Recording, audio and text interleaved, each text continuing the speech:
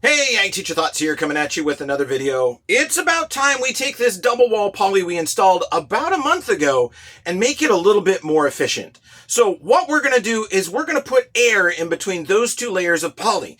And we're going to put in as much air as we can make it fit, which means we need to puff it up somehow, which is where an inflation fan comes from. Now, in a larger commercial greenhouse that's double wall poly, they've got some pretty good size inflation fans. They're, I think about an 1/8 horsepower, and they're in a squirrel cage fan, and it can blow up a pretty good sized greenhouse. So the one I had up in Kendrick was fairly small, but it covered a 30 by 96 greenhouse and inflated it just fine. In fact, if someone unplugged it, which they did once for some unknown reason, it'll actually make it deflate, and you can visibly see that the poly actually shrunk by about 1 foot in height. So it provides a great big air gap there.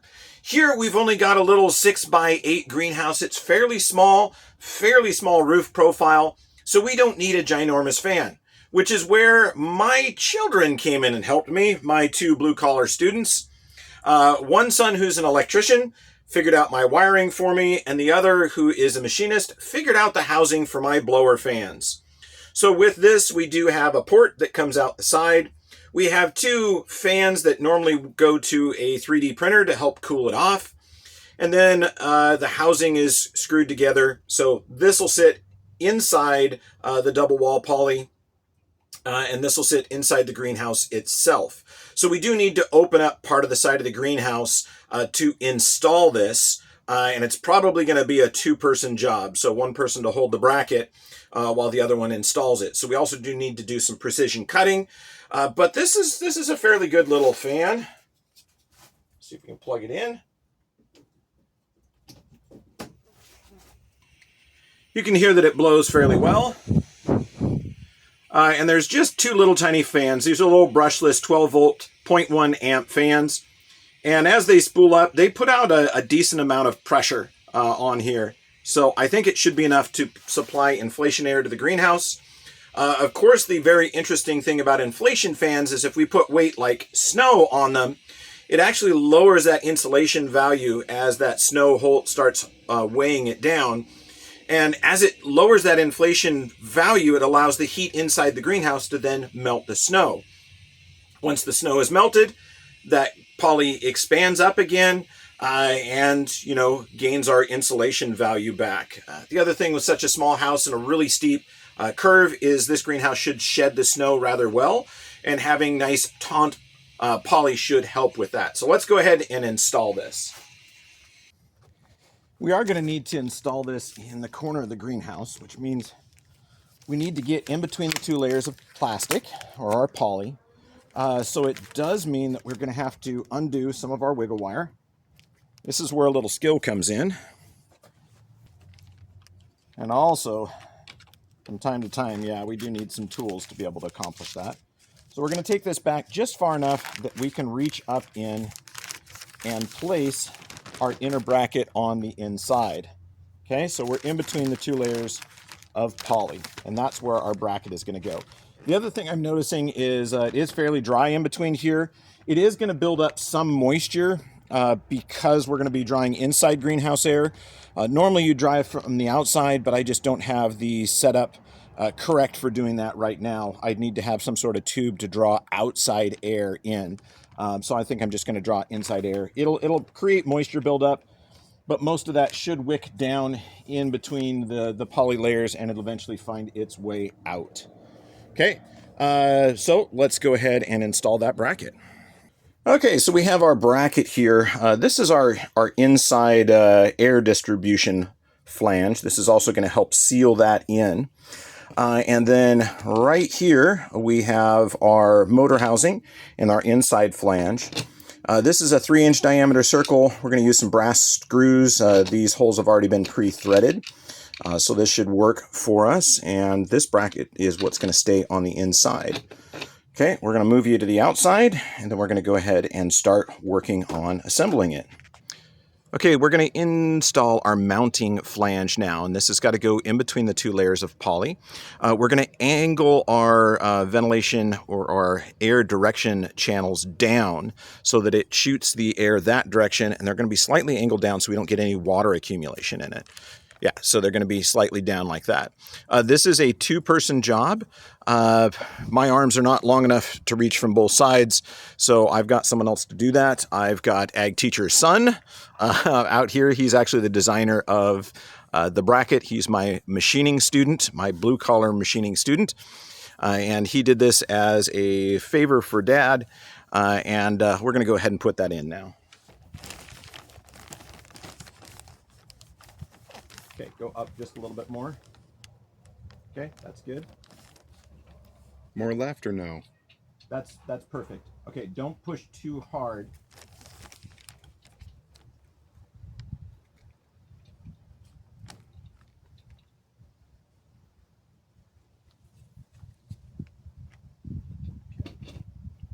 All right, so I'm going to go ahead and make some cuts.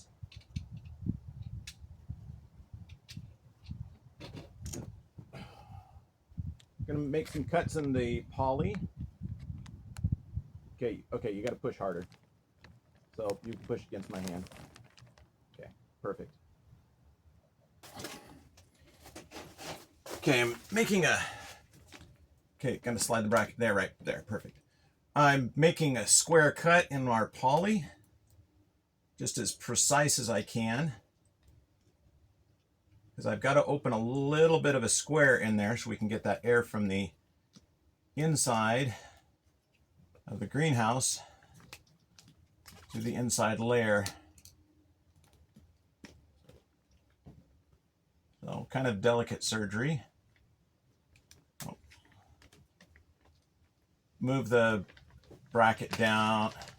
There, okay. Okay, got it.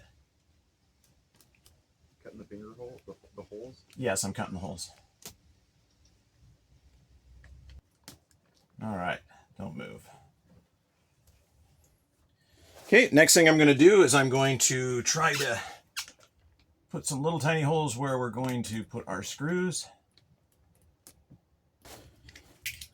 Got that part done. Now we're going to align our screw holes to our bracket.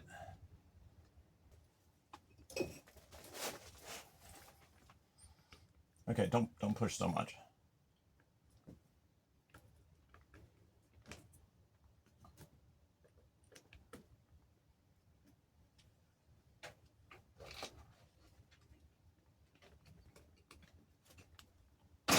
Okay. All right. If I can get one more, we're golden.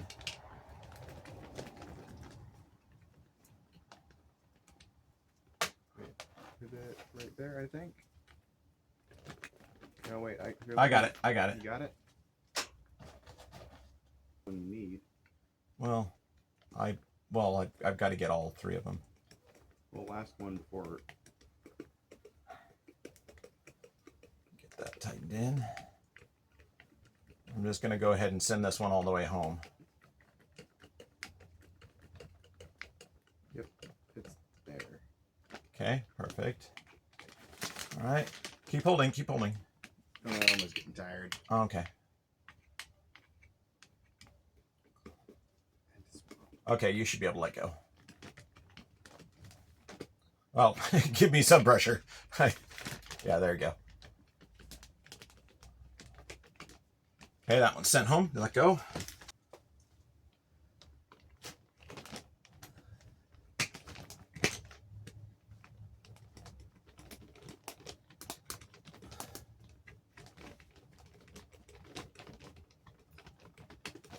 Okay, make sure that this is, those are airtight. All right, so we've got that installed. Oh, that was a bit of a chore, but we've got that installed. I'm going to put a little bit of screen over the top of this to keep insects from going in there. Well, let's go take a look at it on the outside. So here it is on the inside. So we're going to go ahead and restretch our poly. All right, so we've gone ahead and put the wiggle wire back on here. So that's all done there. we're going to go ahead and turn on the inflation fan. And we'll see if we can notice something. We may not be able to notice it till tomorrow because there's a big volume of air and that's a little tiny fan, but we'll see how it goes. Go ahead and plug it in.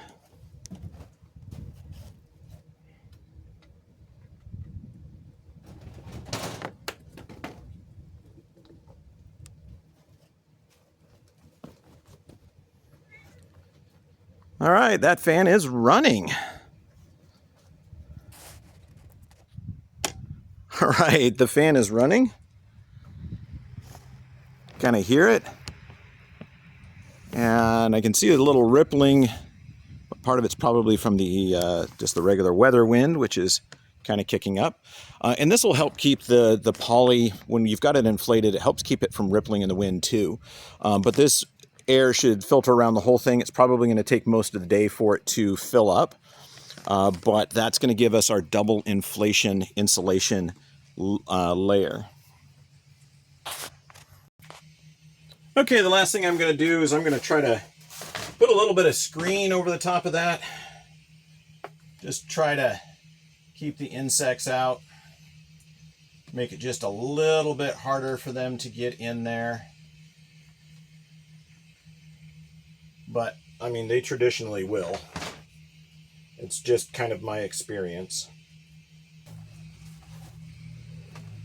Now all we need to do is get an adapter so we can have both of our small fans running, and we will be set. Look, some of our other electrical backup, so that would be our lights. They're all set on the timer. Let's take a look outside and see if we can notice anything yet. Oh, absolutely. Absolutely, you can tell a difference even already. I can feel that this has a springiness to it, and then I can see the distance in between my finger and that fan mounting flange is probably 3 inches or more. So yeah. Oh, and look, you can't even see the ribs anymore. See how it's kind of puffing out there? This is definitely gonna work. I think we're on to something. Maybe this is something that we'll probably have to get the CAD file and do a little bit more experimentation on this, but this is definitely a 3D printing file that we could offer. So you can put insulation. Look at that, look at that. Yeah, and I'm not gonna set this, I'm not gonna change the settings on my internal heater. Oh goodness, it's doing really well. I'll keep those settings the way they are, and we'll see if it can maintain temperature a little bit more consistently. I was really worried about this, of whether or not it was going to work, but that's some good air pressure. You know, earlier, this piece of the plastic here was actually touching this rib, and now there's about 3 inches space there too. All right, so I am very pleasantly surprised that little inflation fan, that little module that we worked up, is doing such a great job. Now all we have to do is just keep the insects out of it, make sure it doesn't get too many water droplets on it, and just really kind of enjoy the fact that it's going to offer that insulative value. Was really kind of worried about how that was going to work out, and if we were going to have an issue with insulation because the fan didn't work. But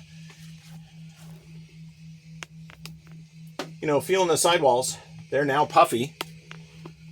So it's working. It's working, man. I like that. And the best part is once it reaches its maximum temperature or maximum inflation, it's going to stay there and it's going to maintain that with just the constant air pressure being put out by those fans. So hopefully they don't overheat. Hopefully they remain good. But anyway, I'm going to go ahead and wrap this here. I hope you are learning something. I hope you enjoyed. And most of all, if you feel led to become a member, a channel member, please go ahead and do that. At the very least, subscribe and like our videos. Anyway, Ag Teacher Thoughts out.